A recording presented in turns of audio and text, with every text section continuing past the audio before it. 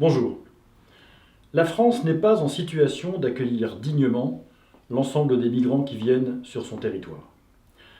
Cette conviction qui est partagée par beaucoup de Français provoque leur exaspération et leur colère pour plusieurs raisons. La première, c'est que dans beaucoup de villes, nous sommes capables de trouver des solutions d'urgence, d'hébergement, d'inscription à l'université ou de satisfaction des besoins élémentaires pour vivre que par ailleurs, pour les habitants de nos propres communes, nous n'avons pas réussi à trouver dans un passé récent. La deuxième, c'est que nous sommes percutés par ces chocs migratoires à répétition qui bouleversent le paysage de notre pays et qui inquiètent les Français sur leur propre devenir.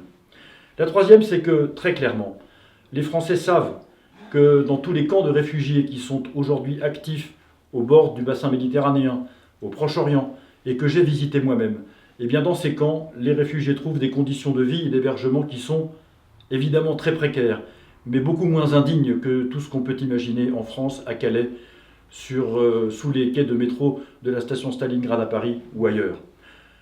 Donc il y a plusieurs choses à faire pour traiter cette crise au fond.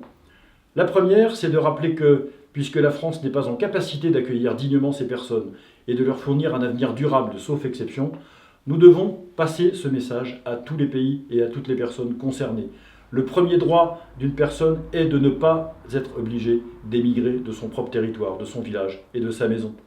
Le deuxième droit des personnes, c'est le droit à ne pas être déraciné pour une dernière fois, c'est-à-dire de couper définitivement le lien qui existe entre son pays, sa culture, son environnement, et puis la solution ou la situation qu'il trouvera en venant ici, en Europe ou en France. La troisième chose, c'est de rappeler que la générosité des Français est réelle. Elle est déjà largement prouvée dans beaucoup de domaines de la vie internationale ou nationale. Il y a des Français partout, des médecins, des religieux, des soignants, des enseignants, des diplomates qui, dans le monde entier, aident ceux qui sont dans le besoin. Les Français sont généreux. Ils ont démontré à de nombreuses reprises qu'ils peuvent accueillir avec tout leur cœur, avec toute leur détermination, ceux qui sont dans le besoin.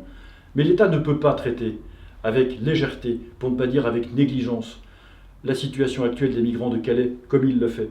On ne peut pas imposer à des collectivités locales sans concertation le fait d'accueillir des personnes massivement sans solution particulière.